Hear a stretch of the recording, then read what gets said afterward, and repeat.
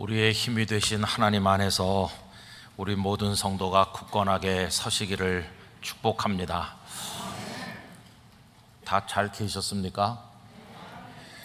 아유, 목사님 매주 보는데 뭘 또 그렇게 묻습니까? 이렇게 생각하시는 분이 계시겠지만 오늘 여기 오신 분 중에 오랜만에 보는 분이 있거든요. 한 2년 만에 아니면 한 3년 만에 그래서 제가 잘 계셨냐고 여쭤보는 겁니다. 오늘 일부 예배 끝나고 가시는 분 중에도 코로나에 못 오시다가 오늘 이렇게 오셨노라고 말씀하는 분들이 계셨거든요. 그동안 하나님께서 우리들을 품어주시고 보호해 주신 거 우리 하나님께 영광 올려드립니다. 오늘은 또 우리 영락교회 성도들의 만남 주일로 정했는데 여러분들의 신앙과 삶의 가정에 하나님의 만복이 함께 하시기를 축복합니다. 이렇게만 인사하면 우리 교회 오늘 단위로 오신 분들은 굉장히 섭섭하실 것 같으니까 방문해서 오신 분들에게도 동일한 하나님의 은총을 기원합니다. 이제 부스에 가셔서 여러분들이 교제도 하실 텐데 오늘 부탁하는 게 하나 있어요. 이게 뭐냐 하면은 지금 우리나라가 저출산 문제로 굉장히 어렵잖아요. 근데 이제 아기를 낳아도 돌봐줄 데가 없다. 이게 현실적인 어려움인데 저 지방에 가면은 아기를 낳아도 어디 맡길 데가 없어요. 어린이집도 없고 뭐 이렇게. 근데 지방에는 교회가 있지 않습니까? 교회에다가 맡기면 교회에서 잘 돌봐주고 이렇게 할 수 있는데 뭐 종교 편향 이런 것 때문에 교회에서 맡으면 안 된다. 시설도 좋고 다 있는데 이런 이상한 제도를 하고 있어요. 그래서 우리가 그런 걸 떠나서 누구든지 자녀를 낳으면 아이들을 맡겨 키울 수 있는 그런 제도 보완을 위해서 법제화를 좀 해야 되겠다 해서 서명을 받고 있어요. 그래서 한 100만 명 정도는 서명을 해가지고 우리가 국회에다 청원을 하려고 하니까 여러분들이 가서 다 이렇게 좀 서명을 해주시기 바랍니다. 나는 이제 나이 먹어서 애를 안 낳아요. 그러지 마시고 다 아셨죠? 그래서 우리 아이를 낳으면 어디서든지 이렇게 키워줄 수 있는 그런 여건이 우리나라에 갖춰졌으면 하는 마음이 있습니다. 우리들은 다 하나님의 뜻을 따라서 선하게 옳게 살고 싶어 하는 생각을 가지고 있는데 이게 막상 현실에 가면 전혀 그렇게 잘 안 될 때가 많이 있죠. 여기에 이제 우리의 딜레마가 있습니다. 이미 잘 아시는 얘기지만 제가 부산에서 목회를 하게 되는 경위도 역시 그러했습니다. 제가 생각할 때 성도들은 하나님의 뜻에 순종해야 된다. 너무나 당연한 명제지요. 더구나 전도사, 목사, 소위 주의 종이 될 사람은 더더욱 그러하다 생각을 했습니다. 그래서 신학교에 입학하면서 어느 임지를 찾아갈 때 유분리를 따지지 아니하고 하나님께서 제일 먼저 연결시켜 주는 곳이라면 거기가 어디든지 가겠습니다. 이런 기도를 누가 시킨 것도 아니지만 제가 자발적으로 드리기 시작을 했습니다. 그 기도를 계속 여러 수년 동안 했지요. 그런데 여러분, 현실이 다가오니까 그게 기도대로 되지를 않더라고요. 기도는 쉬웠어요. 뭐 기도는 그냥 입에서 나오는 대로 하고 끝나니까 쉬웠는데 기도대로 순종하는 것은 굉장히 어려웠습니다. 이제 부산의 그 교회에서 저를 오라고 하셨을 때 그 기도대로라면 당장 갔어야 되는데 저는 바로 거절했어요. 나이가 어리다, 경험이 일천하다 등등의 핑계를 대면서 바로 거절했습니다. 기도는 수년 동안 하고 그걸 손바닥 뒤집듯 뒤집는 데는 몇 분 안 걸렸어요. 이게 부족한 저의 모습이죠. 우여곡절 끝에 결국은 그 교회 가서 목회를 이제 하게 되었습니다만은 그 과정을 통해서 참 깨달은 게 많습니다. 나라고 하는 존재는 마음에 어떤 소원이 있어도 현실에 부딪히면은 그것을 다 포기하는 어리석기도 하고 연약하기도 한 존재구나. 저 자신에 대한 깨달음을 가지게 된 것이고요.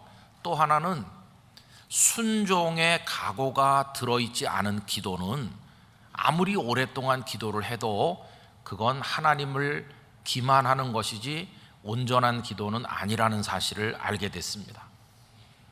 여러분, 우리가 아무리 수년 동안을 반복적으로 집중해서 기도를 한다고 해도 순종할 마음의 준비가 없이 하는 기도는 기도가 아니에요. 나중에 손바닥 뒤집듯이 다 바꿔버리고 마니까 이걸 어떻게 온전한 기도라고 할 수 있겠습니까? 그래서 그 다음부터는 순종할 각오가 없는 값싼 기도는 하나님 앞에 드리지 않아야 되겠다, 이런 생각도 하기도 하였습니다. 바벨론의 포로로 끌려간 유다 백성들이 그와 비슷합니다.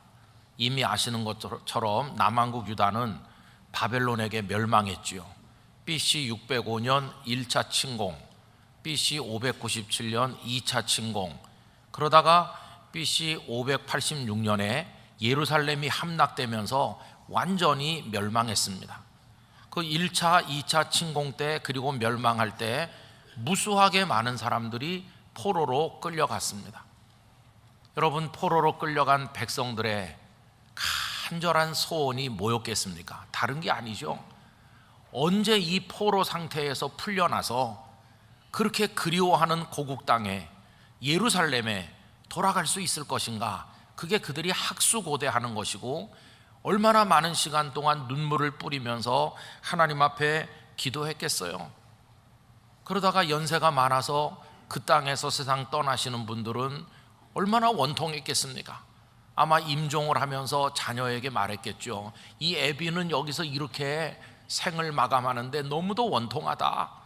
그 예루살렘, 우리 고향 땅, 거기 보지 못하고 이대로 가는데 하나님이 우리 백성을 버리지 않으실 테니까 언젠가 우리를 돌아가게 할 날이 올 텐데 제발 부탁하는데 너는 꼭 돌아가라.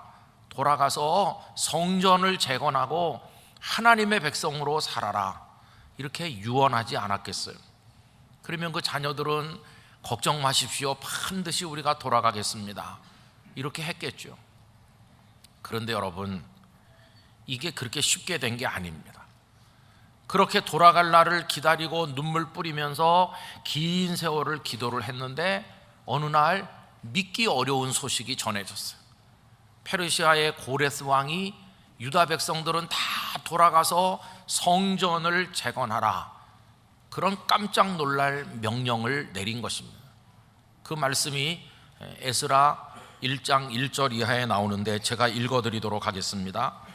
바사왕 고레스 원년에 여호와께서 예레미야의 입을 통하여 하신 말씀을 이루게 하시려고 바사왕 고레스의 마음을 감동시키심에 그가 온 나라에 공포도 하고 조소도 내려 이르되, 바사왕 고레스는 말하노니 하늘의 하나님 여호와께서 세상 모든 나라를 내게 주셨고 나에게 명령하사 유다 예루살렘의 성전을 건축하라 하셨나니 이스라엘의 하나님은 참 신이시라. 너희 중에 그의 백성 된 자는 다 유다 예루살렘으로 올라가서 이스라엘의 하나님 여호와의 성전을 건축하라. 그는 예루살렘에 계신 하나님이시니라. 여러분, 이게 하달됐을 때 그 유다 포로들은 이게 꿈인가 생신가 얼마나 흥분하고 기뻐했겠어요. 막 얼싸안고 눈물을 흘리며 춤을 추고 기뻐했겠죠. 그들의 그 감격이 시편 126편 1절 2절에 잘 표현되어 있죠. 여호와께서 시온의 포로를 돌려보내실 때에 우리는 꿈꾸는 것 같았도다. 그때 우리 입에는 웃음이 가득하고 우리 혀에는 찬양이 찼었도다. 그때 문 나라 가운데서 말하기를 여호와께서 그들을 위하여 큰 일을 행하셨다 하였도다. 백성들이 얼마나 기뻐하는지 감격했을 거예요. 자, 그러면 여러분, 그 다음에 어떻게 됐나요? 그렇게 돌아갈 날을 기다리고 눈물을 흘려 기도했으면, 이제 돌아갈 수 있게 됐으면 모든 유다 포로들이 다 준비해가지고 예루살렘으로 갔어야 되잖아요. 그게 그들의 소원이었잖아요. 그런데 정말 뜻밖에도 간 사람 얼마 되지 않아요. 대부분의 사람들은 바벨론에 그냥 눌러 앉아 산 것을 볼 수 있어요. 여러분, 이게 참 이상한 겁니다. 그렇게 기도했건만, 그렇게 소원했건만 현실로 다가오니까 그대로 한 사람이 얼마 되지 않는다는 거예요. 이유가 무엇일까요? 돌아가도 좋다는 얘기는 그들에게 큰 기쁨이었지만 동시에 현실적인 복잡한 이해타산을 따져야 되는 고민도 가져왔습니다. BC 605년이 첫 번째 포로가 된 건데, 그리고 고레스가 돌아가라고 한 건 BC 536년이거든요. 70년이에요. 먼저 간 사람은 벌써 70년을 그 중에 사는 겁니다. 70년 짧은 세월이 아니잖아요. 벌써 거기서 자식들이 여러 태어났고 그렇게 고통받았지만 이제는 자리 잡고 돈도 벌었고 부자 소리도 듣게 됐고 안락하게 살고 있는데, 이거 어떻게 다 놓고 갑니까? 어떻게 생활 터전 포기하고 돌아가겠나요? 더군다나 예루살렘은 어떤 곳입니까? 무너진 이후로 완전히 방치돼 가지고 짐승들이나 오가는 폐허로 변해 있는데, 거기 돌아가면 맨 땅에서 다시 시작해야 되는데 그 고생을 누가 감당하겠어요? 더군다나 바벨론 땅에서 태어난 사람들은요, 아무 정이 없어요. 여러분, 내일 아침에라도 우리 대한민국과 저 북한이 통일된다고 가정해 보세요. 지금 같아서는 다 휴전선 넘어 고향 땅으로 갈 것 같지만 그렇지 않을걸요. 거기 무슨 정이 있습니까? 우리 할아버지가 신우주에 사셨대. 우리 아버지가 평양에 흥남에 저 청진에 사셨대. 그렇다 할지라도 여기서 태어난 후손들이 무슨 그 땅에 대한 정이 있나요? 나는 여기가 좋죠. 여기 다 터잡고 그거랑 비슷해요. 그래서 여러분, 돌아갈 사람들이, 모든 백성이 다 돌아갈 사람들이 됐어야 될 것 같은데 의외로 일부만 돌아왔다는 사실을 우리가 알 수 있는 것이죠. 일부만 돌아왔어. 저는 예루살렘에 돌아온 그들, 바벨론 땅에 그동안에 마련한 삶의 터전을 다 포기하고 진보다리를 짊어지고 출발한 그 사람들은 위대한 사람들이라고 생각합니다. 그들은 마치 그들의 조상 아브라함과 같은 믿음과 순종의 용기를 가진 사람들이라고 할 수 있어요. 일찍이 하나님께서 아브라함에게 말씀하셨죠. 너는 너의 본토 친척 아비 집을 다 떠나서 내가 네게 지시할 땅으로 가라. 그래서 그는 가나안 땅에 가기 위하여 모든 걸 다 내려놓고 출발하지 않았습니까? 오직 하나님 한 분만 믿고 하나님께만 순종하는 마음으로 출발했죠. 그 사람이 아브라함이잖아요.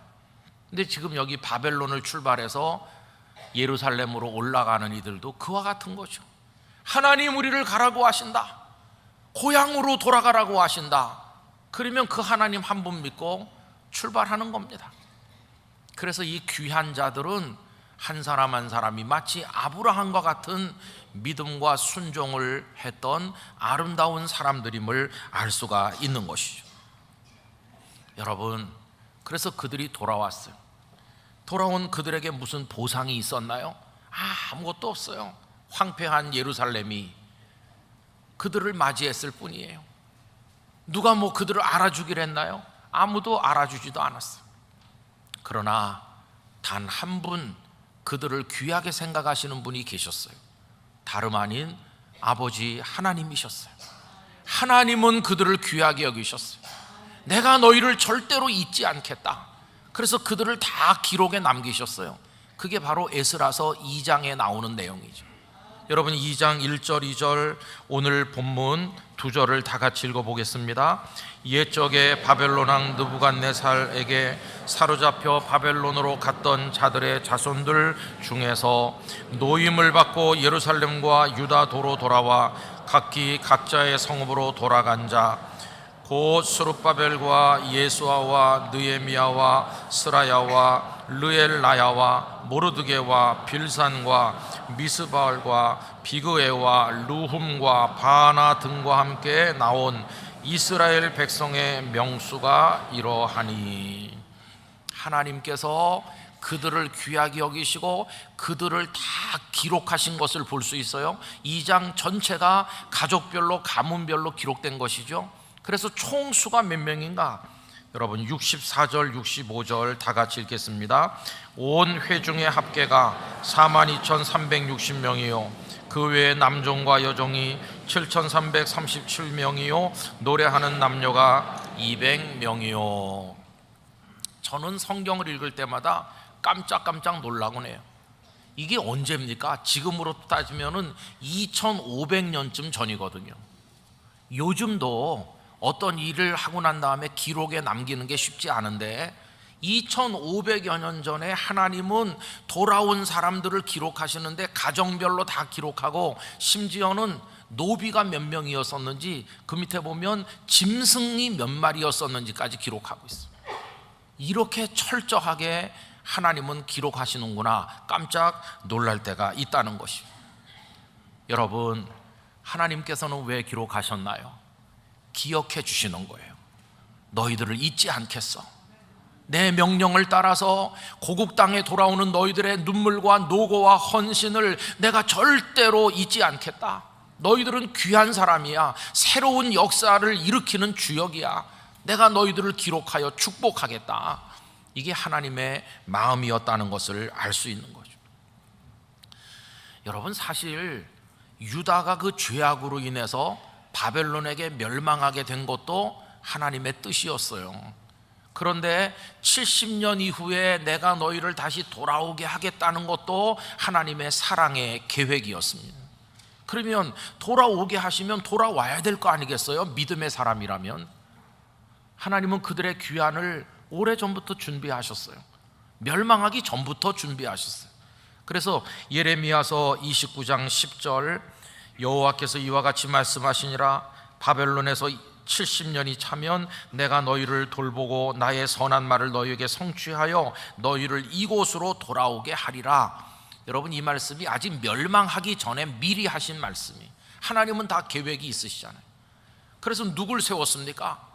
영원할 것 같은 바벨론 제국이 메디아와 페르시아 연합군에게 어느 날 갑자기 무너지고 천하를 손에 쥔 사람은 고레스라는 사람인데 하나님께서 고레스의 손에 열방을 맡기셨어요. 고레스에 관한 예언 이사야 45장 1절 여호와께서 그의 기름 부음을 받은 고레스에게 이같이 말씀하시되 내가 그의 오른손을 붙들고 그 앞에 열국을 항복하게 하며 내가 왕들의 허리를 풀어 그 앞에 문들을 열고 성문들이 닫히지 못하게 하리라. 고레스가 천하를 손에 쥐도록 은혜를 베푸신 분이 하나님이셨어요. 그럼 고레스는 무슨 일을 할 사람인가? 백성들을 돌려보내서 예루살렘을 재건하게 할 사람이라고 44장 28절에 나오죠. 고레스에 대하여는 이르기를 내 목자라 그가 나의 모든 기쁨을 성취하리라 하며 예루살렘에 대하여는 이르기를 중건되리라 하며 성전에 대하여는 내 기초가 놓여지리라 하는 자니라. 하나님께서 고레스를 준비하시고 때가 되기를 기다렸다가 약속하신 70년이 딱 찼을 때 백성들을 돌아가라 이렇게 하신 거예요. 그러면 이 포로로 끌려간 백성들이 그렇게 오랫동안 돌아가게 해달라고 눈물로 기도했으면 하나님께서 돌아가게 하셨을 때 전원이 다 돌아왔어야 되잖아요. 근데 그게 아니었어. 대부분의 유대인 포로들은 이제는 바벨론이 살기 좋습니다, 여기가 그냥 좋아요 그러면서 눌러 앉았어. 그리고 아까 읽은 일부만 그 역경을 무릅쓰고 고생을 각오하고 하나님의 말씀에 순종해서 돌아온 것을 볼 수 있는 거죠. 그래서 하나님은 그들을 기록하신 거예요. 너희들을 잊지 않겠다. 너희들이야말로 새로운 역사의 주역이다. 너희들을 기록해서 내가 영원히 축복하겠다. 이런 마음으로 하나님은 기록하셨다는 것을 알 수 있어요. 우리 성도 여러분, 하나님께서는 과거에만 기록하신 분이 아니라 오늘도 당신의 뜻에 순종하는 사람들을 기록하고 계시다는 걸 알아야 됩니다. 저는 오늘 예배하는 모든 성도들이 하나님의 책에 기록되는 분들이 되시기를 축복합니다. 반드시 우리도 기록되어야 되는 거죠. 하나님의 책에 기록된다, 큰 축복이에요. 시편 1편 복 있는 사람을 얘기하는데 시편 1편 5절에 이런 말씀이 있어요. 그러므로 악인들은 심판을 견디지 못하며 죄인들이 의인들의 모임에 들지 못하리로다. 예전 번역에서는 의인의 회중이라고 그랬어요. 회중이라고 하든 모임들이라고 하든 그 히브리어 에다를 번역한 건데, 이 에다는 특별한 사람들의 이름을 적는 걸 말하는지 아무나 그냥 다 들어오는 게 아니에요. 특별한 마음을 가진 사람, 하나님을 앙망하는 사람, 하나님을 경외하는 사람, 하나님의 말씀을 묵상하면서 주야로 기뻐하는 사람, 그 말씀에 순종하기를 원하는 사람, 떠나라고 하면 떠날 수 있는 사람, 그런 사람들이 그 에다에 기록된다는 걸 알 수 있잖아요. 저는 우리 성도 모두가 그 속에 농명되는 축복을 얻으시기를 바라는 것입니다.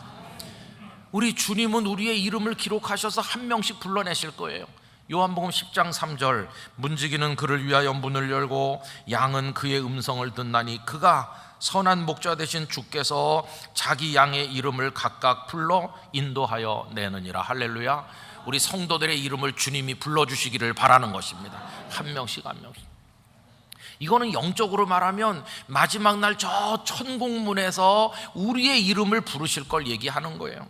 요한계시록 21장 27절, 우리 화면을 보면서 다 같이 읽겠습니다.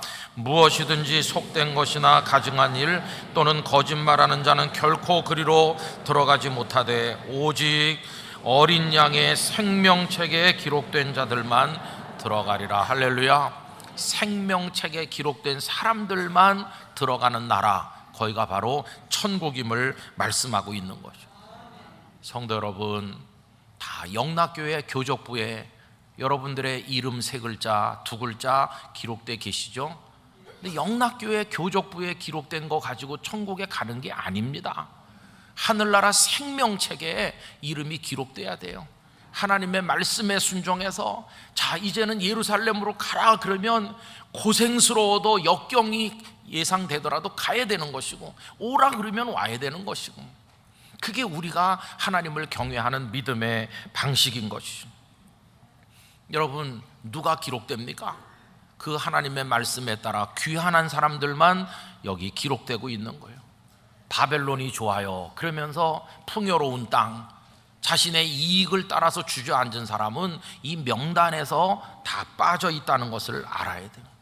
그들은 바벨론에서 예루살렘으로 왔다면 우리는 어떻게 해야 될까요? 우리도 이 세상이라는 죄악된 바벨론에서 출발해서 하나님의 은혜의 보좌를 향해 끊임없이 나가야 될 줄로 믿습니다. 은혜의 보좌를 향해 날마다. 근데 문제는 뭐냐 하면 사탄이 우리에게 계산기를 꺼내 들게 한다는 거예요. 야, 너 하나님 말씀 듣고 따라가 보면 고생문이 훤하다. 그 예루살렘은 다 무너진 곳이야. 여기 바벨론에 너 지금 살기 좋은데 여기 남아라. 한번 계산기 두드려 봐라. 많은 사람이 이 세상이라는 바벨론에 그냥 앉아 있는 경우가 많이 있어요. 그래서 하나님의 은혜의 보좌 앞으로 돌아오질 않아요. 그냥 하나님을 모르는 건 아니에요. 포로로 남아있던 사람도 하나님을 알긴 다 알죠. 그러나 행동하지는 않죠. 오늘날도 비슷해요. 여러분, 요즘에 우리 한국 교회 성도들의 신앙의 모습은 다 바닥까지 무너졌다고 생각합니다. 옛날에 우리 선배들은 철저하고도 분명하게 믿었거든요. 옛날에는 성수주일이라는 말이 있었어요. 주일날 1시간 왔다 가는 게 아니라 온전히 하루를 주께 드린다.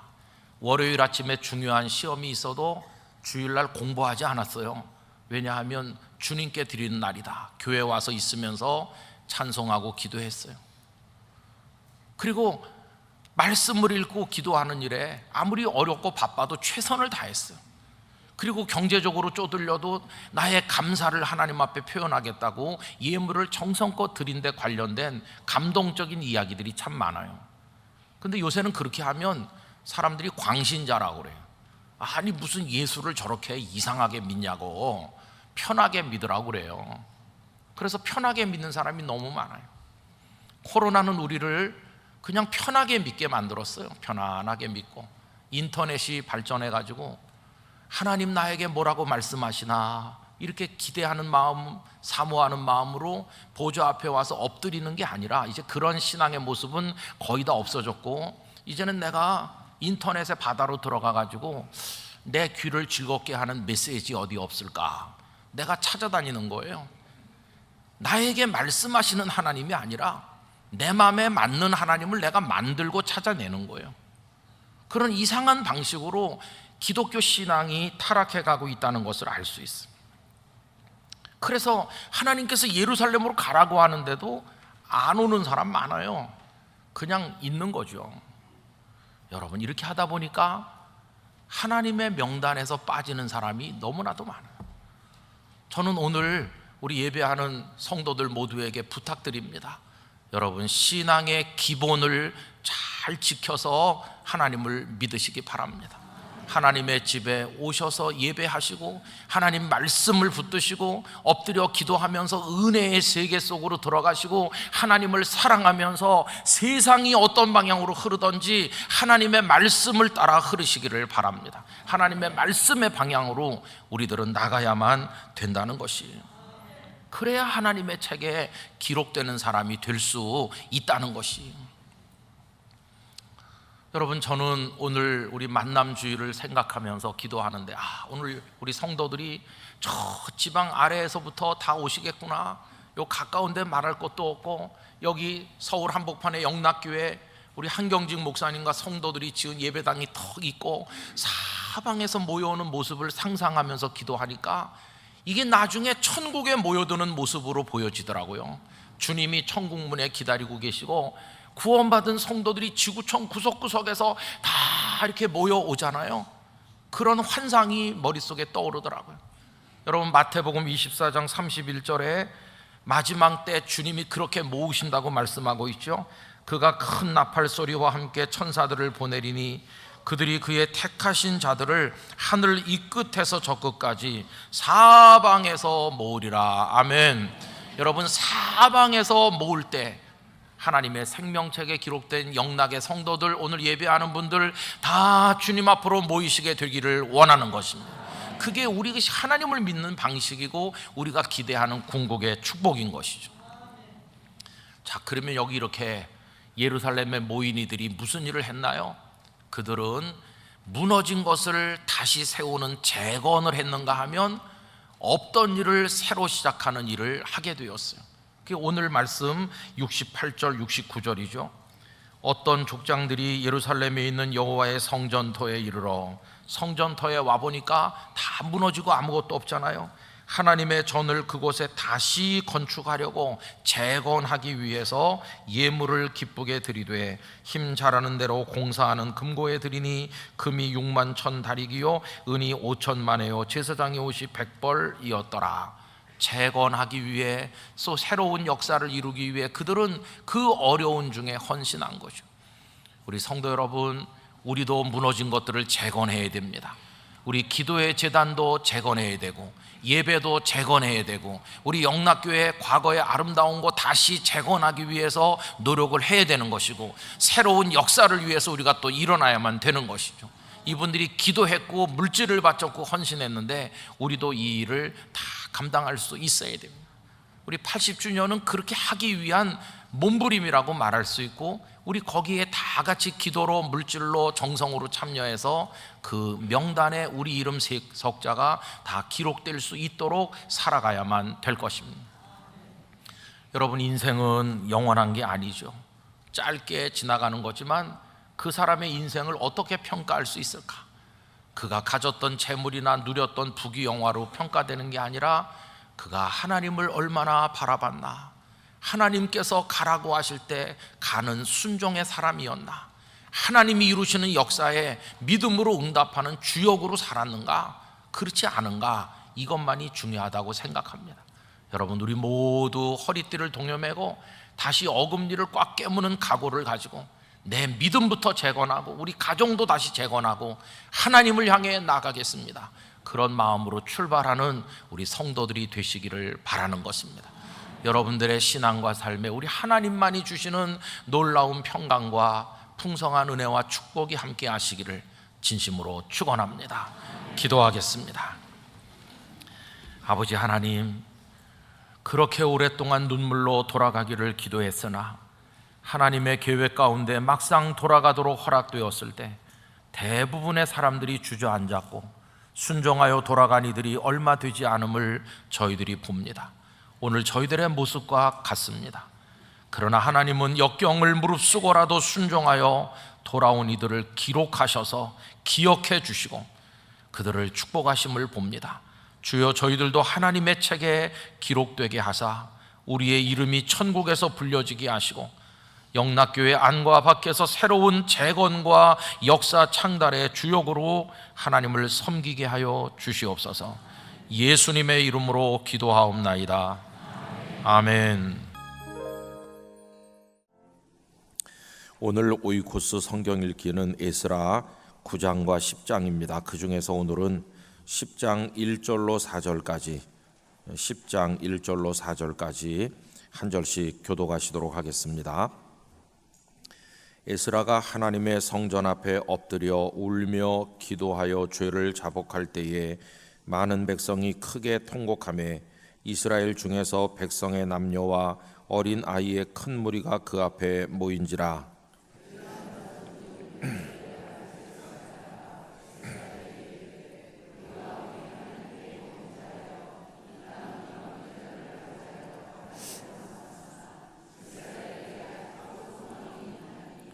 곧 내 주의 교훈을 따르며 우리 하나님의 명령을 떨며 준행하는 자의 가르침을 따라 이 모든 아내와 그들의 소생을 다 내보내기로 우리 하나님의 언약을 세우고 율법대로 행할 것이라. 이는 당신이 주장할 일이니 일어나소서, 우리가 도우리니 힘써 행하소서 하니라. 아멘. 오늘도 기쁨의 하루를 살아가시기를 축원합니다. 오늘 에스라 끝까지 읽게 되는데요, 이 9장과 10장이 하나로 연결된 이야기를 보여주고 있습니다. 그것은 이 포로에서 돌아온 백성들이 가만히 살아가면서 어떤 일을 하나님 앞에 행하게 됐느냐 하면은 그 땅에 들어와 살던 이방 사람들의 자녀들과 결혼을 하게 된 겁니다. 그래서 혼혈이 됐어요. 이것을 알고 난 에스라가 굉장히 마음에 고통을 받고 충격을 받았고, 그래서 이 문제를 어떻게 해결할 것인가 하면서 하나님 앞에 엎드려서 눈물로 기도하게 되었을 때 일을 우리에게 보여줍니다. 여러분, 이스라엘에게 하나님께서 처음에 주신 말씀이 있죠. 모세를 통해서. 그것은 너희가 가나안 땅에 들어가면 그 땅은 빈 땅이 아니다. 거기 이미 많은 백성들이 우상 숭배자들이 살고 있을 텐데 그들과 같이 섞여서 살면 안 되니까 그들을 내보내야 되고, 또 그들과 교류를 하는 거 좋지만 결혼은 하면 안 된다고 하셨어요. 그래서 딸을 맞아들여 며느리를 삼고 아들을 맞아서 사위를 삼고 이렇게 하면은 결국은 그 신앙도 다 같이 부패하게 된다. 절대로 그렇게 하지 말아라 하셨어요. 그런데 이 백성들은 그런 거에 다 아랑곳하지 않고 하나님의 말씀을 다 버리고 우상을 숭배했죠. 결국 나중에 어떻게 됐습니까? 이 북왕국 남왕국으로 갈라졌고, 북왕국도 멸망했고 남왕국도 지금 바벨론에게 멸망해서 다 부서져 내리고 무너지고 포로로 끌려가지 않았습니까? 하나님께서 아주 버리지 않으시고 그들을 밑둥이 남기듯이, 그루터기 남기듯이 남겨두셨다가 이제 다시 돌아오게 하셔서 성전도 재건하게 하시고 성벽도 재건하게 하시고, 그리고 이제 다시 믿음으로 말씀으로 살도록 기회를 주신 거죠. 우리가 이 재건하는 이야기를 내일 얀예배 시간에 같이 또 생각을 하려고 하는데, 그런데 돌아온 백성들이 저지른 일을 보니까 참 기가 차거든요. 아니, 옛날에 우리 조상들이 그랬던 거는 그렇다 치고 하나님의 호된 채찍을 맞아서 바벨론에 끌려가서 죽도록 고생하고 이제 한 번 더 기회를 얻어서 돌아왔으면 정신을 차려야 되는데 돌아와가지고 또 똑같은 일을 하는구나. 하나님 앞에 이걸 어떻게 하면 좋을까? 이런 탄식이 다가오게 된 거예요. 여러분들이 몇 군데 확인을 해봅시다. 그 앞장 9장으로 가셔서요, 9장 11절 말씀, 9장 11절 12절을 우리 다 같이 읽어보실까요? 전에 주께서 주의 종 선지자들에게 명령하여 이르시되 너희가 가서 얻으려 하는 땅은 더러운 땅이니 이는 이방 백성들이 더럽고 가증한 일을 행하여 이 끝에서 저 끝까지 그 더러움으로 채웠음이라. 그런즉 너희 여자들을 그들의 아들들에게 주지 말고 그들의 딸들을 너희 아들들을 위하여 데려오지 말며 그들을 위하여 평화 행복을 영원히 구하지 말라. 그리하면 너희가 왕성하여 그 땅의 아름다운 것을 먹으며 그 땅을 자손에게 물려주어 영원한 유산으로 물려주게 되리라 하셨나이다. 이 에스라는 율법 학사였기 때문에 옛날에 모세를 통해 주셨던 말씀을 생생하게 기억하고 있는 거예요. 전에 그렇게 말씀하셨는데 아니 어쩌자고 포로에서 돌아온 상황에서까지 똑같은 죄를 짓느냐 하면서 탄식하는 걸 이제 볼 수 있는 거죠. 하나님께서 다시 기회를 주셨는데도 또 죄를 지었다는 안타까움은 어디 나와 있느냐 하면은 거기 8절 9절이 바로 그 얘기입니다. 8절 9절 10절 우리 같이 읽겠습니다. 이제 우리 하나님 여호와께서 우리에게 잠시 동안 은혜를 베푸사 얼마를 남겨두어 피하게 하신 우리를 그 거룩한 처소에 박힌 목과 같게 하시고 우리 하나님이 우리 눈을 밝히사 우리가 종로로 타는 중에도 조금 소생하게 하셨나이다. 우리가 비록 노예가 되었사오나 우리 하나님이 우리를 그 종살이 하는 중에 버려두지 아니하시고 바사 왕들 앞에서 우리가 불쌍히 여김을 입고 소생하여 우리 하나님의 성전을 세우게 하시며 그 무너진 것을 수리하게 하시며 유다와 예루살렘에서 우리에게 울타리를 주셨나이다. 우리 하나님이여 이렇게 하신 후에도 우리가 주의 계명을 저버렸사오니 이제 무슨 말씀을 하오리까. 거기 8절부터 눈으로 한번 다시 보시면요, 이제 우리 하나님 여호와께서 우리에게 잠시 동안 은혜를 베푸사 포로로 끌려갔던 우리를 돌아오게 하셔서 얼마 동안 기회를 주신다는 거예요. 얼마를 남겨두어 피하게 하신 우리를 그 거룩한 처소에 박힌 목과 같게 하시고 우리 하나님이 우리 눈을 밝히사 우리가 종로로 타는 중에 포로로 끌려가서 고통받는 그 중에서도 조금 남겨서 소생하게 하셨습니다. 그래서 우리가 이렇게 돌아와서 성전도 재건했고 성벽도 재건했습니다. 이렇게 하는 거죠.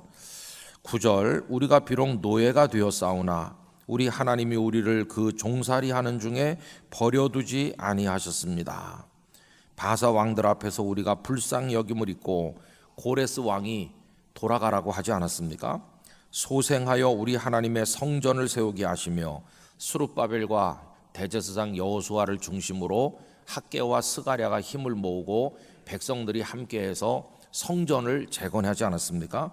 그 무너진 것을 수리하게 하시며 유다와 예루살렘에서 우리에게 울타리를 주셨나이다. 이 울타리를 주셨다는 말은 성벽도 다 무너졌던 그 예루살렘에 느헤미야가 와서 성벽을 다시 다 쌓게 된 그걸 얘기하는 거예요.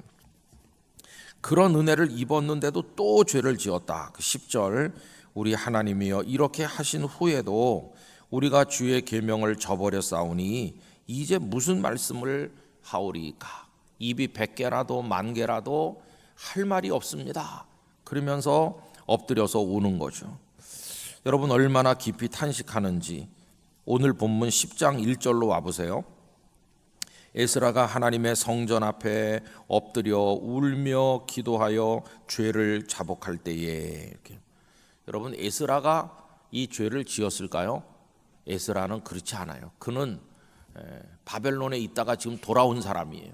그는 가나안에 사는 이방인들과 결혼하지 않았어요. 그런데도 에스라는 자기가 저지른 죄가 아닌데도 자기 백성들의 죄를 깊이 아파하면서 탄식하는 걸 볼 수 있어요. 자, 그럼 여러분 이제 무슨 희망이 있을까요? 이런 은혜를 입었는데도 또 죄를 지으면 그 다음엔 어떻게 되는 것일까요? 이렇게 낙심하고 있는데 어떤 사람이 와서 에스라에게 놀라운 이야기를 하는 걸 오늘 2절에서 볼 수 있습니다. 여러분 2절을 보십시오. 엘람 자손 중 여히엘의 아들 스가냐가 에스라에게 이르되 우리가 우리 하나님께 범죄하여 이 땅 이방 여자를 맞이하여 아내로 삼았으나 그 다음에 색연필 있는 분은 줄치시기 바래요. 이스라엘에게 아직도 소망이 있나니. 할렐루야. 다 끝난 것처럼 보이는데 이 스가냐가 와서 에스라를 오히려 격려하면서 위로하면서 아직도 희망이 있다는 거예요. 아직도 우리에게 소망이 있습니다. 여러분, 다 끝장난 것처럼 보이고 이제는 어떻게 만회할 수 없을 것처럼 보이는데 아직도 소망이 있다는 거예요. 그러면 이 스가냐가 어떤 사람일까요?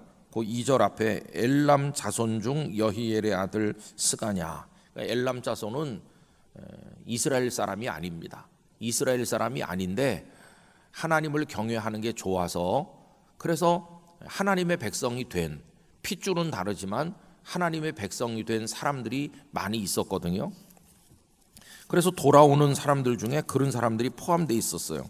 여러분 어디를 보시느냐 하면은 6장으로 앞으로 한번 가보시기 바랍니다.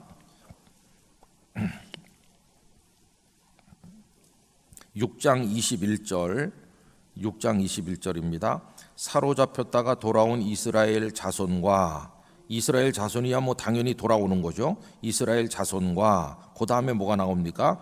자기 땅에 사는 이방 사람의 더러운 것으로부터 스스로를 구별한 모든 이스라엘 사람에게 속하여 이스라엘의 하나님 여호와를 찾는 자들, 이렇게 나오죠.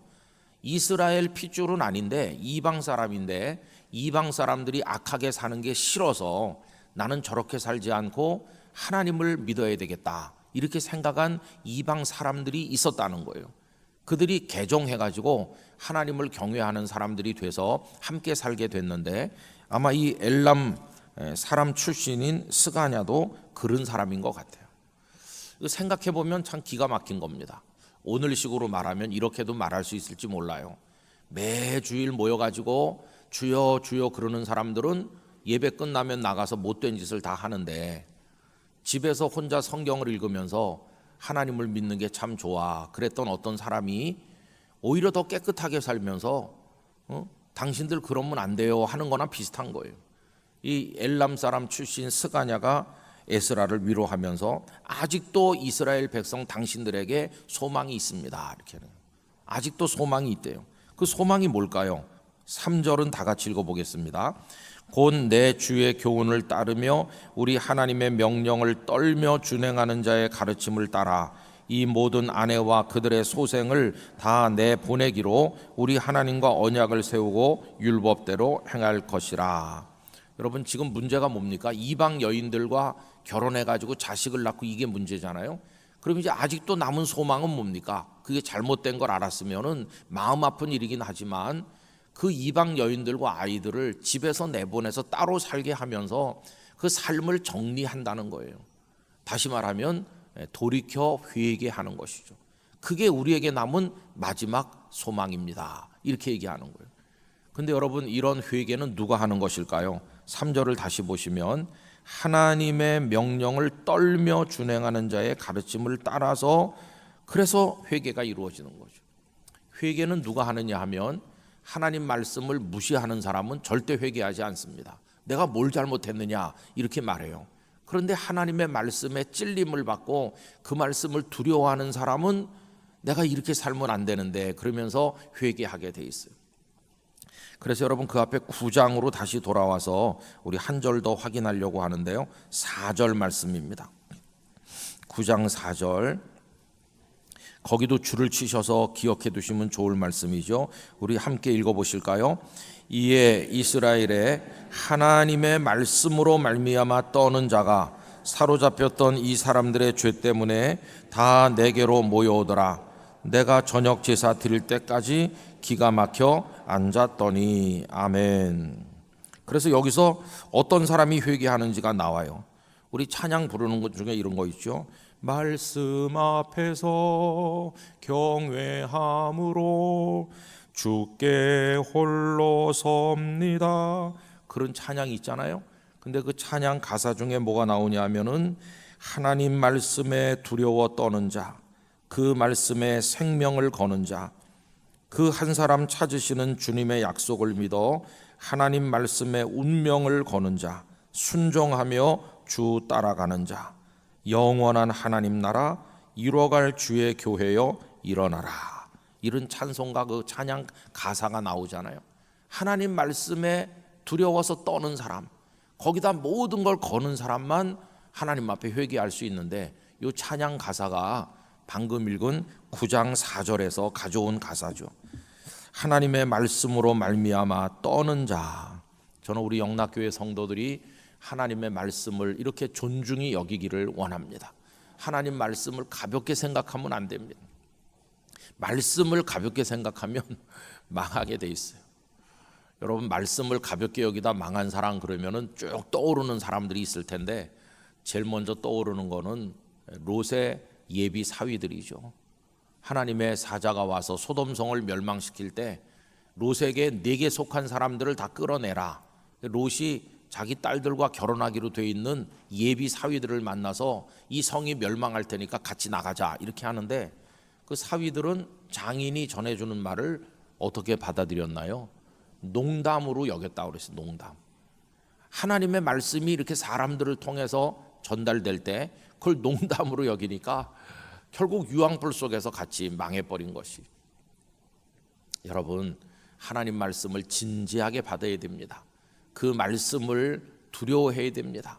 그 말씀 앞에 떠는 자가 돼야 됩니다. 그 말씀 앞에 미래를 걸고 모든 걸 거는 사람이 돼야 되는 것이죠. 앞으로 이제 하나님의 심판이 다가오고 마지막에 천국문 앞에서 우리의 모든 걸 가늠하셔서 버려질 자와 구원할 자가 정해질 텐데, 그러면서 우리의 믿음을 검증하실 때 지금은 뭐 다 믿는 것 같잖아요. 그러나 하나님의 말씀을 존중하며 진심으로 경외했는지 그렇지 않은지 이게 그때 다 밝히 드러나게 될 것이. 누가 알겠어? 여러분, 하나님이 다 아시는 거예요. 지금 이 순간에도 하나님은 우리를 보고 계십니다. 우리의 모든 걸 알고 계십니다. 하나님의 말씀을 따라 살려고 노력하는지를 들여다보십니다. 우리의 힘이 부족해서 안간힘을 써도 안 되는 불가항력적인 것이 있을 수 있지만은, 그러나 우리 마음으로부터 그 말씀을 무시하는 것은 하나님께서 견딜 수 없으실 것이에요. 그래서 이 말씀에 떠는 사람, 말씀을 떨며 준행하는 사람, 그런 사람들이 자신들의 잘못된 행위에 대해서 통분히 여길 줄 아는 것이고, 눈물 흘릴 줄 아는 것이고, 가슴 아파하는 거고, 이제 이런 사람이 진정한 회개에 이를 수 있는 것이고, 아까 그 이야기처럼 이스라엘에게 아직도 소망이 있다. 아직도 있는 마지막 소망이 회개인데, 회개는 아무나 그냥 할 수 있는 건 아니고 하나님의 말씀 앞에 떠는 자만 이제 회개할 수 있게 되는 것이죠. 많은 교계 지도자들이 한국 교회를 향해서 염려하시면서 회개가 사라졌다 그렇게들 얘기하잖아요. 회개가 사라졌다. 참 기가 막힌 오늘의 모습이죠. 부끄러운 얘기입니다만은 제가 어느 지방에 가서 한 목사님을 만났어요. 그 목사님이 아주 사람이 반듯하고 좋으시더라고요. 근데 그 목사님이 옛날에 영락교회에서 전도사 일도 하셨고 선교관에서 결혼도 하신 분이라고 그래요. 그래서 제가 기차역에 내리니까 그분이 나와서 저를 영접하면서, 목사님, 제가 영락교회에 있었고요 그러면서 우리 교회와의 관계를 한껏 자랑스럽게 말씀하는 걸 들었어요. 사람이 너무 착하시더라고요. 그래서 제가, 목사님, 그러면 목사님 목회하는 교회 형편이 어때요? 그랬더니 어떤 어른께서, 어른 목사님이 거기 가라 그래가지고 이제 와서 보니까 이 교회가요 엉망인 거예요. 어느 정도 엉망이냐 하면 그 목사님부터가 그랬다는 거예요. 그 교회 전임자 목사님부터가. 근데 알고 보니까 그 교회는 원래 우리 교단 교회가 아니었답니다. 타교단에 속해 있었던 교회인데 몸서리 쳐지는 일을 겪고 나서 그 성도들이 우리 이 교단에 못 있겠어 그러면서 우리 통합교단으로 옮겨온 거예요. 그럼 전에는 어느 교단에 있었나 했더니, 여러분 기억하세요? 좀 몇 년 전인지도 모르겠는데 한 7, 8년, 한 10년 됐나, 어느 교단에서 총회를 가을에 목사님 장로님들이 모여서 여는데 어떤 목사님이 화가 나니까 가스총을 들고 나와서 목사 장로들을 위협하면서 내가 뭘 잘못했냐 이런 사건이 있어갖고 일간지에도 나왔었어요. 그건 목사님입니다. 목사님이 가스총을 갖고 다니고, 목사님이 가스총을 이 총회 앞에, 여기 총회장이 지금 회의를 인도하고 다 앉아 있는데 나와가지고 가스총을 빼들고 날 욕하면 가만 안 두겠다 이런. 그 교회 담임 목사가 그 가스총 목사였대요. 그 교인들은 우리 목사님이 교단의 일을 열심히 하셔, 밤낮 서울 가서 총회하는데 헌신하셔, 이렇게 생각하면서 지냈는데 알고 보니까 담임 목사님이 가스총 목사님이었던 거예요. 그래서 저는 가스총을 안 사요. 화나면 꺼낼까 봐. 아이고, 이게 정말 우리 한국교회 얼마나 충격이었는지 몰라요. 충격, 상징적 충격이었어요. 뭐 그걸로 직접 쏘지는 않았지만은 상징적으로 큰 충격을 받았어요. 여러분, 뭐 그것뿐이겠어요. 근데 이제 이렇게 다 이제 우리 마음이, 믿음이 다 무너졌는데 우리에게 희망이 있을까? 좀 코로나 이후에 다 교회들마다 문 닫은 개척교회들도 많고 어려운데 우리에게 소망이 있을까? 여러분, 소망을 엉뚱한 데서 찾으면 안 됩니다. 이게 쪼그라드는 교회들이 장로님들이 오판하시는 것 같아요. 그 장로님들은 소망을 어디서 찾냐 하면 요번에 좋은 목사님을 모셔오면 잘 되겠지 이렇게 생각해요. 여러분, 인간에게 소망을 두면 안 됩니다. 어떤 목사님이 물론 훌륭한 분이 올 수 있죠. 올 수 있지만은 그런 목사가 왔다고 소망이 있는 게 아니에요. 아무리 훌륭한 목회자도 다 연약하고 죄인이지 어떤 사람이 와서 뭘 할 거라는 거, 인간적인 소망은 버려야 돼요. 우리가 예배당을 잘 지면 뭐 될까? 그것도 어리석은 소망이고요. 여러분, 우리에게 진정한 살 길은 하나님의 은혜밖에 없어요.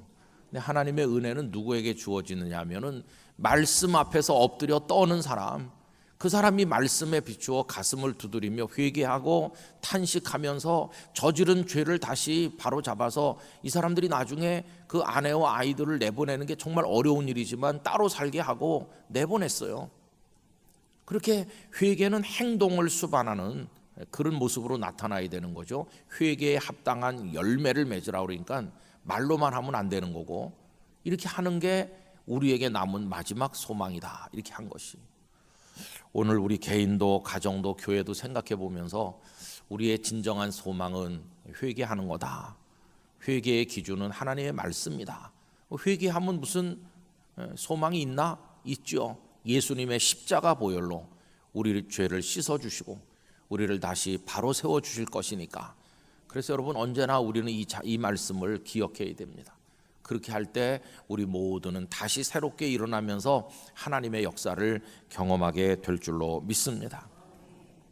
이제 오이코스 말씀 읽기가 에스라까지 이제 오게 되었는데 여러분, 꾸준히 말씀을 읽으시고, 그리고 1월 1일 날 결심했던 것처럼 예배 생활, 기도 생활, 말씀 생활에 집중하시면서 이제 남아있는 시간도 하나님 안에 진지하게 살게 되기를 간절히 바랍니다. 변하지 않는 하나님을 경외하는 기본 원리니까 그렇게 하면서 우리 영락의 성도들 하나님 앞에 언제나 반듯하게 서시게 되기를 예수님 이름으로 축복합니다. 우리 기도하도록 하겠습니다. 존귀하신 아버지 하나님, 감사드립니다. 저희들이 새벽마다 모여 하나님의 말씀 앞에 무릎 꿇고 기도하면서 1년 365일을 보냅니다. 특별히 올해부터는 토요일이라도 하나님의 집에 나오기를 바라는 마음으로 시간을 조정하고 성도님들이 모이고 있습니다. 아버지 하나님, 저희로 하여금 하나님 앞에 깨어있게 하옵소서. 반듯하게 하옵소서. 잘못된 것은 방치하여 썩게 놔두지 말고 말씀의 가르침에 따라 두렵고 떠는 마음으로 진심으로 회개하게 하여 주옵소서. 회개하고 돌이키는 것이야말로 우리에게 남은 마지막 소망이 되는 줄로 믿습니다. 회개하는 자를 받아주시는 하나님의 은총과 자비를 경험하게 하시고 십자가 보혈의 능력을 경험하게 하여 주옵소서. 아버지 하나님, 어느덧 5월도 거의 다 지나가고 며칠 남지 않았습니다. 내일은 5월의 마지막 주일입니다. 온 마음과 정성을 다해 하나님 앞에 영광 돌리기 위한 예배 준비자가 되게 하여 주옵소서. 앞으로도 예배할 날이 많이 남아있다는 생각을 버리게 하시고 우리의 마지막 예배일지도 모르는 내일의 예배를 위하여 가족 모두가 마음을 기울이게 하여 주옵소서. 다 같이 이 자리를 채우고 하나님 앞에 영광과 찬송을 올려드릴 때 하늘 문을 여시고 우리에게 응답하여 말씀하시며 은혜를 주시며 우리를 회복시키시며 성령님의 영으로 성령님으로 충만하게 하여 주시옵소서. 한 사람 한 사람 오늘 아침에 기도 제목 가지고 나왔습니다. 눈물의 기도 제목에 응답하여 주시기를 원하오며 중언부언하는 기도가 아니라 믿음의 확신을 가진 기도를 올리게 하여 주시옵시고 아버지 하나님, 영락교회가 기도하는 집으로서 하나님 앞에 서게 하여 주시기를 간절히 원합니다. 병약하셔서 치료받는 분들, 수술받은 이들, 수술할 사람들 다 돌아보아 주시기를 원합니다. 경제적 어려움으로 눈물 짓는 이들을 긍휼히 여겨주시기를 원합니다. 요양원, 요양병원에 계신 어르신들을 도와주셔서 주님 나라에 이르는 마지막 발걸음이 무너지지 않도록 믿음의 걸음을 지켜주시기를 원합니다. 우리 아들, 딸들 앞날을 열으시되 학업의 문과 결혼의 문과 자녀의 문을 열어주시기를 원합니다. 모든 직분자들 충성되게 하시고 저희 모두가 서로 사랑하며 영락교회 안에서 천국을 이루어가도록 은혜를 주시기를 원합니다. 80주년 기념 사업을 비롯해서 우리가 교회의 미래를 위해 준비하는 모든 일에 복 주시고 한국교회를 섬기는 사역이 겸손한 가운데 열매가 되게 해주시기를 원합니다. 교회를 위해 수고하는 직원들이 많이 있습니다. 눈에 보이지 않는 곳에서 애쓰는 직원들도 교회 안에서 일하면서 믿음이 자라고 기쁨이 되게 하여 주시고 그들도 복을 받게 해주시기를 간절히 원합니다. 우리 교회 연로한부터 분부터 갓난아기 태중의 생명까지 하나님 오늘 하루도 보호하여 주옵소서. 이 아침에 우리의 기도 제목이 주께 올려질 때 응답하여 주실 줄 믿사옵고 좋으신 예수님의 이름으로 기도드리옵나이다. 아멘.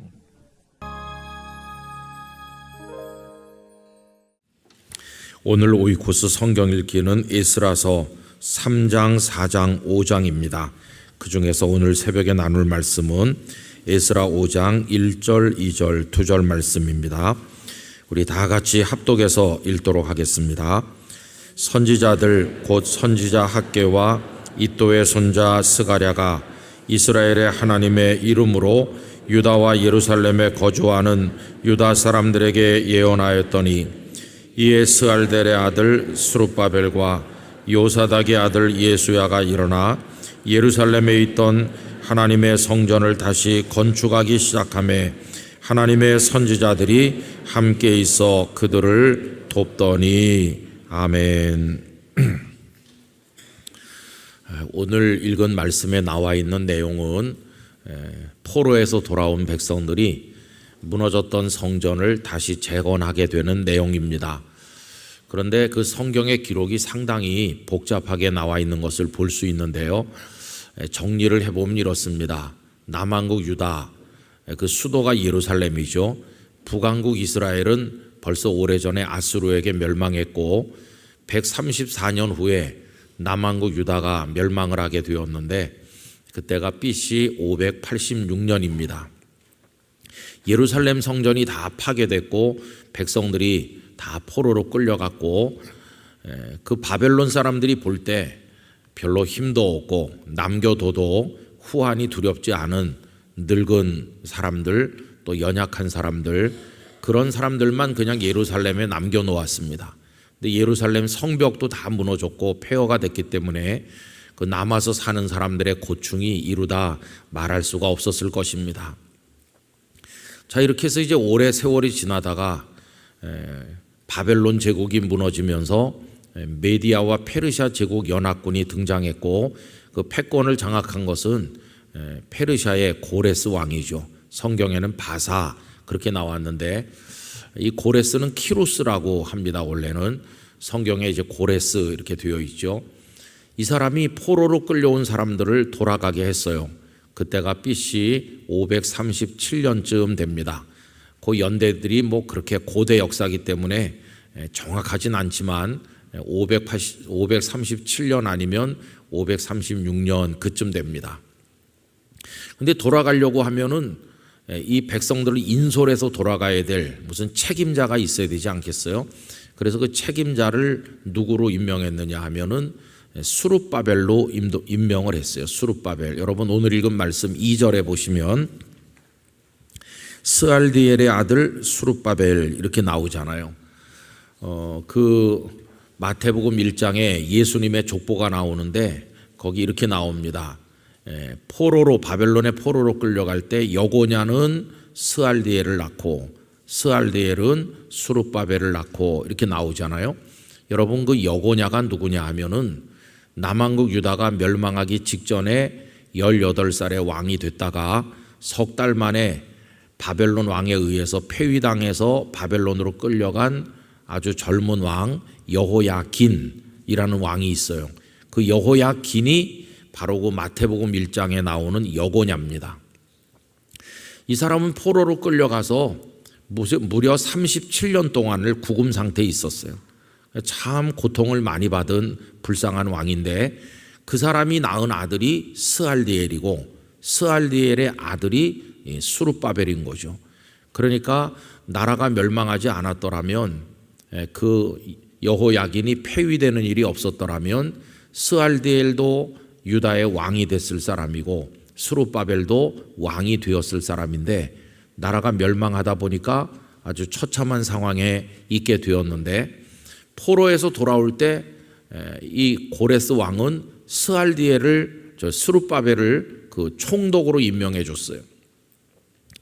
아마 이런 뜻이겠죠. 나라가 망하지 않았으면 너는 왕이 되었을 사람이 아니냐.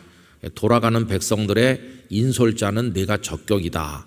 총독이라는 직함을 주고 그래서 이 수룹바벨이 수만 명의 백성들을 데리고 예루살렘으로 돌아옵니다.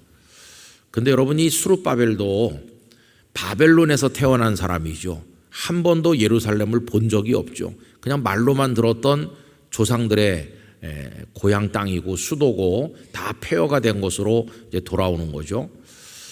그렇지만 마음속에 내가 왕의 피, 다윗의 피가 흐르고 있는 사람 아닌가. 내가 백성들과 함께 돌아가서 하나님의 성전을 재건하고 다시 나라를 일으키겠다. 그런 포부가 있었겠죠. 그때 같이 돌아온 지도자가 누구냐 하면 그 2절에 나오는 요사닥의 아들 예수아 이렇게 나오죠. 여러분 다른 데는 여호사닥의 아들 여호수아라고 나오는데 같은 분이에요. 근데 이분은 직함이 뭐냐 하면은 대제사장입니다. 대제사장. 그러니까 한쪽에는 총독 수룹바벨이 있고 그 옆에는 대제사장 여호수아가 있고 그래서 이 두 분이 협력해서 성전 재건 공사를 해야 되는 거죠. 그래서 그 사람들이 돌아와 가지고 성전 공사를 다시 시작한 게 BC 536년쯤 되는 것으로 보고 있습니다. 그런데 한 2년쯤 후에 이 공사가 중단됐어요. 그래가지고 언제까지 중단됐냐 하면은 BC 520년까지 그 중단된 기간을 대략 한 14년 정도 중단된 걸로 봅니다. 그냥 아무것도 안 하고 방치해 놨어요. 기초공사 조금 하다가 내버려 둔 겁니다. 그렇게 공사를 중단하게 된 원인은 몇 가지 돼요. 첫째는 방해하는 사람들이 많이 있었다. 방해하는 사람들은 어떤 사람들이냐 하면은 이들이 돌아와서 보니까 예루살렘은 다 폐허가 되고 사회 시스템이나 경제 시스템이 다 붕괴된 상태로 있기 때문에 어려운데 그래도 한번 해보려고 용기를 냈었는데 뜻밖의 방해꾼들이 나타난 거예요. 이 방해꾼들은 그 북쪽 옛날 북왕국 이스라엘이 있던 그 지역에 사람들이 내려와 가지고 방해를 하는 겁니다. 그럼 이 북쪽에 있는 사람들은 어떤 사람들이겠습니까? 그들은 옛날에는 같은 아브라함의 피를 물려받은 동족이었죠. 그런데 북왕국 이스라엘이 아수르에게 벌써 오래전에 멸망하면서 많은 이스라엘 사람들을 사방으로 흩어버리고 그리고 그 땅에는 아수르가 점령한 또 다른 지역에 듣도 보도 못한 이상한 나라 사람들을 데려다가 거기 살게 했어요. 아수르의 정책은 혼혈 정책입니다. 그래서 이스라엘 사람들은 딴 데로 옮기고 딴 데 사람들 데려다가 이스라엘 땅에 살게 하고 그러니까 서로 섞여가지고 결혼하니까 더 이상 아브라함의 후손의 피가 아니죠. 거기다가 신앙도 다 혼잡돼 가지고 그래서 뭐가 뭔지 알 수 없게 됐어요. 성경은 그들을 가리켜서 사마리아인이라고 부릅니다. 사마리아인. 예수님 때 와가지고는 사마리아 사람들을 사람 취급을 안 했는데 그 이유는 그들 피 속에 아브라함의 피가 조금 흐르긴 하지만 온갖 피가 다 섞여서 더 이상 이제 우리 이스라엘 동족도 아니고 신앙도 다 잡탕이 됐다. 그래서 그 유다 사람들이 이 사마리아 사람들을 아주 멸시하고 천대했던 겁니다. 우리 예수님께서는 사마리아 사람도 이제 불쌍히 여기셨는데, 근데 이 사람들이 이제 소문을 들은 거예요. 저 남쪽에 예루살렘에 포로로 끌려갔던 사람들이 돌아왔대더라. 돌아와서 뭐 자기들의 성전을 재건한다더라. 그러니까 몰려와가지고 한다는 말이, 따져보면 우리도 당신들이랑 다 남남은 아니다. 우리 속에도 아브라함의 피가 흐르지 않느냐. 그러니 우리도 성전 공사할 때 같이 좀 끼워줘라. 이런 식으로 했어요. 근데 이제 돌아온 유다 백성들이 당신들이 어떻게 우리랑 같으냐. 당신들은 더 이상 우리 동족도 아니고 이거 같이 할 수 없다. 딱 거절해요. 그래서 거절당한 이 사람들이 폭력으로도 방해하고 또 여러 가지 법적 조치를 통해서 공사를 못하도록 끈질기게 방해하는 거예요. 여러분, 그 방해하는 얘기가 어디 나오느냐 하면은 4장으로 가보십시오. 4장 1절 말씀 보십시오. 사로잡혔던 자들의 자손이 이스라엘이 하나님 여호와의 성전을 건축한다 함을 유다와 베냐민의 대적이 듣고, 사로잡혔던 자들의 자손이 누구겠습니까? 포로에서 돌아온 사람들이죠. 그 사람들이 성전을 건축한다는 것을 유다와 베냐민의 대적, 그 대적이 방금 전에 말씀드린 사마리아 사람들을 말하는 거죠. 2절, 수룹바벨과 족장들에게 그 대적들이 나와 이르되 우리도 너희와 함께 건축하게 하라. 우리도 너희같이 너희 하나님을 찾노라. 아수르 왕 엘산핫돈이 우리를 이리로 오게 한 날부터 우리가 하나님께 제사를 드리노라 하니, 그 사람들이 와서 우리도 같이 성전 재건 공사에 참여하겠다 이렇게 말하니까 3절 거절하잖아요. 수룹바벨과 예수아와 기타 이스라엘 족장들이 이르되 우리 하나님의 성전을 건축하는데 너희는 우리와 상관이 없느니라. 바사왕 고레스가 우리에게 명령하신 대로 우리가 이스라엘의 하나님 여호와를 위하여 홀로 건축하리라. 너희들 띄워줄 수 없어. 우리가 홀로 건축할 거다. 이렇게 거절했더니 4절, 이로부터 그 땅 백성이 유다 백성의 손을 약하게 하여 그 건축을 방해하되 바사왕 고레스의 시대부터 바사왕 다리오가 즉위할 때까지 관리들에게 뇌물을 주어 그 계획을 막았으며, 또 아하수에로가 즉위할 때에 그들이 글을 올려 유다와 예루살렘 주민을 고발하니라. 그래서 성전 공사가 오랫동안 중단돼 있었어요. 어디로 오시느냐 하면 4장 24절, 4장 맨 끝절 24절에 오면, 이에 예루살렘에서 하나님의 성전 공사가 바사왕 다리오 제2년까지 중단되니라. 중단된 게 나오죠. 자, 그런데 여러분, 성경을 집에서 읽으시다가 굉장히 혼동을 겪으시는 게 있어요. 방금 전에 제가 4장 6절까지 읽어드렸잖아요. 4장 6절까지 읽고 뚝 뛰어 넘어가서 맨 끝절 24절을 읽었잖아요. 요게 이제 성전 공사를 방해하는 겁니다. 자, 그러면 7절부터 23절까지 그 사이에 긴 게 들어있잖아요. 7절부터 23절까지는 성전 공사 방해하는 얘기가 아니에요. 그래서 이제 많은 분들이 성경 통독할 때 이게 이상하다 이렇게 좀 혼란을 겪으시게 되는데, 여러분, 성전 공사는 아까 말씀드린 것처럼 고레스 왕이 돌아가라고 그래갖고 돌아온 스룹바벨과 제사장 여호수아, 예수아를 중심으로 지금 한다고 그랬잖아요. 그런데 그 예루살렘을 생각할 때 성전만 재건된 게 아니죠. 재건된 것 중에 중요한 게 하나 더 있죠. 그게 뭡니까, 여러분? 예루살렘 성벽입니다. 예루살렘 성벽. 그 성이 성의 구실을 하려면 성벽이 견고하게 쌓아져 있어야, 그래야 그게 성으로서의 기능을 하는 거잖아요. 그러면 이 성벽 재건 공사는 누가 했을까요? 그거는 느헤미야가 한 겁니다. 느헤미야. 근데 여러분 여기 지금 스룹바벨이나 예수아나 느헤미야나 이런 분들이 다 같은 시대 사람이냐? 그게 아니에요. 느헤미야는 이분들이 오셔서 지금 성전을 재건하는 게 530년대, 520년대 그때 아닙니까? 근데 느헤미야가 와서 성벽을 재건한 거는 그때부터 80년 더 지난 다음이에요. 그러니까 느헤미야는 여기 이 스룹바벨이나 이분들보다 80년 정도 나중 사람이에요. 그 시간 차이를 기억하셔야 돼요. 그리고 에스라, 지금 우리가 읽은 게 에스라서인데 에스라가 옛날 이야기를 다 이렇게 기록한 건데 에스라는 언제적 사람이냐 하면은 느헤미야와 같은 시대 사람이에요. 그러니까 지금 여기 에스라가 성전 재건 공사를 시작했다가 지금 중단했다. 이걸 지금 여기 쓰고 있는데 에스라의 입장에서 보면은 오래전에 있었던 일을 지금 기록한 거예요. 그리고 에스라는 느헤미야와 같은 시대다. 그래갖고 느헤미야는 와서 성벽을 재건했고 에스라는 그때 와서 백성들을 율법으로 가르쳐서 신앙을 재건해 준 거예요. 에스라는 신앙을 재건해 줬고 느헤미야는 성벽을 재건했고 여기 스룹바벨과 이분들은 한참 전에 먼저 돌아와서 성전을 재건한 거예요. 그런데 이 기록이 지금 어떻게 혼란을 가져오냐 하면 아까 제가 4장 1절부터 6절까지 읽고 뚝 뛰어넘어서 24절 읽었는데 그거는 성전과 관련된 얘기입니다. 성전과 관련된 얘기. 그런데 그 밑에 7절부터 23절까지는요. 이게 80년쯤 후에 있었던 성벽 재건에 관련된 얘기예요. 성벽 재건에 관련된.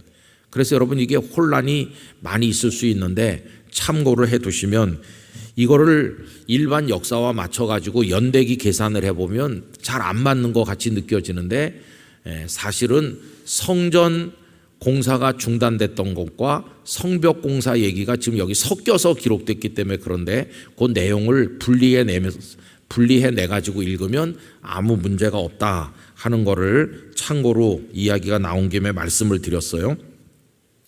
자, 그래서 성전 공사 얘기로 다시 돌아가면 한 14년 정도 공사가 중단돼 있는데 이거 이렇게 중단해서 놔두면 되겠나? 그래가지고 하나님의 영감을 받은 선지자들이 나서서 성전 공사를 다시 시작해야 됩니다. 이렇게 백성들에게 독촉하게 됐어요.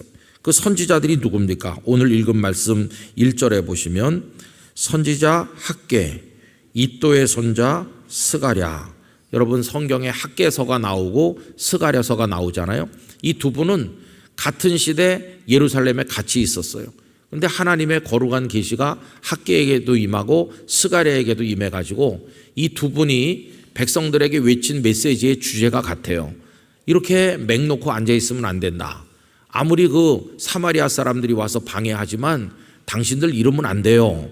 빨리 일어나서 성전 공사를 다시 시작해야 됩니다. 이렇게 해요. 근데 아까 제가 성전 공사를 중단하게 된 원인이 몇 가지 있다고 그랬는데 그 가장 큰 게 그 사마리아 사람들을 비롯한 방해꾼, 이제 그게 가장 큰 거고 학개서에 보면 이 사람들이 중단했던 이유가 또 하나 있는데 경제적으로 어려웠기 때문이에요. 경제적으로 와서 보니까 이게 뭐 물자가 다 조달돼야 공사를 할 수 있는 건데 자기들도 바벨론에서 지금 온 것이고 가진 게 별로 없으니까 성전 공사를 중단한 거죠. 또 하나 이유를 댄다면 하나님의 집을 지어야 되겠다고 하는 열망보다 자기들 집을 먼저 지어야 되겠다는 생각이 앞섰기 때문에 그래요. 학개서를 읽어보면 너희는 잘 지은 집에 살면서 하나님의 성전은 저렇게 폐허로 놔두는 게 옳으냐 하고 책망하는 게 나와요. 그러니까 그 몇 가지 원인이라는 게 방해하는 사람들이 있다. 경제적으로 조금 부족하다. 거기다가 자기들 집을 먼저 하고 싶은 욕심이 있기 때문이다. 이렇게 알 수 있어요. 이게 다 연결되어 있는 거죠. 어쨌든 이런 상황에서 이 선지자들이 외쳤던 것은 다시 시작해라 하는 것이었습니다. 여러분 2절 말씀만 우리 다시 한번 읽어보도록 하겠습니다. 이에 스알디엘의 아들 수룹바벨과 요사닥의 아들 예수야가 일어나 예루살렘에 있던 하나님의 성전을 다시 건축하기 시작하매 하나님의 선지자들이 함께 있어 그들을 돕더니. 아멘. 거기 여러분 줄을 치셔서 기억하시면 좋을 귀절은 시작하매입니다. 시작하매. 그 앞에 다시라고 하는 단어도 줄을 치셔서 요걸 오늘 아침에 우리 마음에 새길 교훈으로 기억하면 좋겠습니다. 다시 시작한다. 여러분, 이건 참 위대한 겁니다. 누구에게나 다시 시작할 수 있다고 한다면 그 사람에겐 소망이 있는 거죠. 다시 시작하는 거. 하다가 주저앉았고, 하다가 포기했고, 하다가 좌절됐는데, 그래서 다시 하기 어렵지만은, 그러나 하나님을 믿고 다시 하겠습니다. 이게 부흥되는 거죠. 여러분, 부흥이라고 하는 것은 다시 하는 겁니다. 내 심령이 죽었었는데 다시 살아나는 거, 이게 부흥입니다. 요 얼마 전에 마른 뼈에서 하나님의 군대를 본다, 그런 설교를 주일날 했는데, 이 하얀 백골은 이건 희망이 없는 거잖아요. 근데 그 속에 다시 생명이 약동하고 일어서서 하나님의 군대가 되는, 우리 그 얘기를 했는데 그게 부흥이라고 그랬죠. 여러분, 다 죽어서 널브러진 것 같은 곳 속에 다시 생명이 약동하고 힘이 다 빠졌던 사람이 다시 벌떡 일어나는 거. 어쩌냐게 우리는 다시 기도를 시작했다고 생각합니다. 그래서 하나님 앞에서 다시 시작하는 열정을 우리가 가져야 되겠다 하는 생각을 하고 있는 거죠. 여러분, 목회를 하면서 많은 분들이 오늘날 교회들이 어렵다고 그래요. 또 어려운 것도 뭐 사실이겠죠. 사회 상황도 변하고 사람들이 예수님을 믿는 태도도 많이 달라졌고 이제 그런 게 많이 있어요. 그래서 뭐 어떤 새로운 시도, 그래서 목사님들이든지 또 교회를 진단하는 사람들이 새로운 시도를 해보려고 노력을 많이 해요. 어떤 목회적 프로그램, 또 뭐 어떤 눈에 띄는 어떤 시설 개수, 뭐 여러 가지 요즘 젊은이들의 취향에 맞는 뭐 설비를 갖춰놔야 된다, 뭐 이런 거 많이 해요. 근데 저는 목회를 하면서 느끼는 건 뭐냐 하면 그런 게 필요하죠. 그러나 더 중요한 것은 다시 시작하는 게 중요하다. 다시 시작하는 거. 새로운 게 부족해서 안 되는 게 아니라 다시 시작하지 못해서 안 되고 있는 거예요. 그 다시 시작하는 기본이 뭘까요? 예배부터 다시 시작해야 되는 거예요. 예배의 제단부터 다시 시작하고, 기도부터 다시 시작하고, 신앙의 ABCD부터 다시 시작하는 거예요. 기초가 다 무너졌는데 그 위에다가 페인트 칠만 무너진 잔해에다가 한다고 그러면 그게 뭐 되겠습니까? 여러분, 기초부터 다시 쌓아야 되는 거죠. 그래서 다시 시작할 수 있는가? 그게 관건이에요. 근데 이 백성들로서는 그 수룹바벨도 그렇고 대제사장도 그렇고 백성도 그렇고 다시 시작할 힘이 없었어요. 근데 어떻게 이들이 만 14년 만에 다시 시작할 수 있었나? 그거는 학개나 스가랴 선지자가 전한 말씀이 그들에게 전달됐을 때, 여러분 학개서 가서 읽어보면 그들의 마음을 하나님께서 흥분시키셨다, 그렇게. 그게 개역성경 번역이 그렇게 돼 있어요. 저는 그 번역을 좋아합니다. 하나님께서 거룩한 흥분을 그들 속에 불러일으키셔서 다 같이 일어나서 다시 시작한 거죠. 여러분, 마음이 흥분된다는 것은 성령의 역사입니다. 성령님께서 착 가라앉은 사람들의 마음을 다시 불러일으키시는 거예요.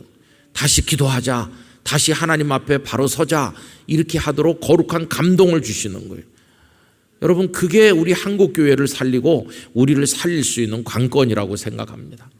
하나님의 성령께서 영락교회 안에도 다 역사하셔서 우리 속에 거룩한 흥분이 일어나고, 내가 이렇게 시시하게 믿으면 안 되겠다, 앞으로 얼마나 하나님을 믿게 될지 모르는데 정신 바짝 차리고 제대로 믿는 그리스도인이 돼야 되겠다, 하나님 앞에서 나부터 다시 무너진 제단을 쌓아야 되겠다, 그런 각오를 가지고 시작해야만 될 것입니다.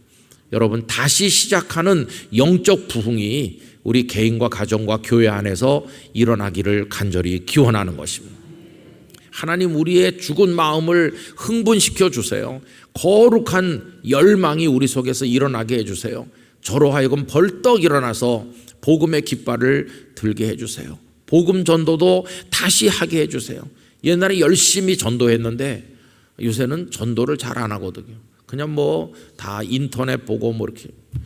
우리 교회도 전도를 잘 못하지만 오시는 분들 반에서 3분의 2는 스스로 오는 거예요. 스씨가 전도해요. 그래가지고 스씨가 전도 왕이에요. 스스로. 누가 예수님을 믿으세요 이렇게 간절히 기도해서 오는 그건 얼마 없고 우리가 전도를 안 한다는 뜻이에요. 그러니까 스스로 오는 거죠. 그죠? 스스로. 어떤 분은 어떻게 영락교회 스스로 왔냐고 그랬더니 지나가다가 건물이 멋있어서 건물이 전도한 거예요. 그죠? 그거는. 여러분, 전도도 다시 시작하고 우리 무너진 것들을 다시 시작하고, 그래서 오늘 아침에 주님 저로 하여금 다시 시작하게 하여 주시옵소서, 이런 기도 제목을 가지시길 바랍니다. 성령께서 여러분들을 도우시고 우리를 붙들어 주실 줄 믿습니다. 기도하겠습니다. 거룩하신 하나님 아버지, 포로에서 돌아와서 흥분한 마음을 가지고 거룩한 열망으로 성전 재건을 시작했지만 여러 가지 어려운 형편 속에 그들은 손을 놓아버렸습니다. 자기들의 집만 짓고 편안히 살았지 하나님을 위해 손을 들지 않았습니다. 그때 선지자들이 오셔서 그들을 꾸지라 맺고 말씀을 전했을 때 거룩한 흥분이 그들을 사로잡았고 다시 시작하여 하나님의 성전을 봉헌하게 되었습니다. 하나님, 저희 안에도 다시 시작되어야 될 부분이 많은 줄로 압니다. 하나님 앞에서 처음부터 다시 하는 마음으로 시작하게 하여 주시옵소서. 성령님이시여 저희 안에 거룩한 열정을 불러일으켜 주시옵소서. 우리 영락교회 모든 성도가 일어나서 하나님을 향해 찬양을 올리며 경배하며 기도하며 복음을 전도하며 하나님의 뜻을 이루어 나가도록 오 주님 저희를 붙들어 주시옵소서. 내일은 5월의 마지막 주일입니다. 영광스러운 예배를 올려드리며 하나님의 은혜로 저희 가슴이 채워지도록 도와주시길 원합니다. 국가적으로 대단히 중요한 때를 살아가고 있습니다. 이 나라의 미래를 아버지의 손에 맡겨드립니다. 주여, 눈물로 기도하는 성도들, 이 땅에 흘려진 순교자들의 피를 기억하여 주시옵시고 어소속히 복음 통일의 그날이 오게 하여 주시며 전 세계를 향해 선교 대국으로 사명을 감당함으로 주님 오실 날을 준비하는 이 땅의 백성들이 되도록 저희를 긍휼히 여겨 주시옵소서. 아버지 하나님, 오늘 하루 동안 평안케 하시고 거룩한 주일을 위해 준비일로 잘 지나도록 은혜 내려 주옵소서. 이 새벽에 나온 성도들 머리 위에 손을 얹으셔서 하나님의 복을 내려 주옵소서. 예수님 이름으로 기도드리옵나이다. 아멘.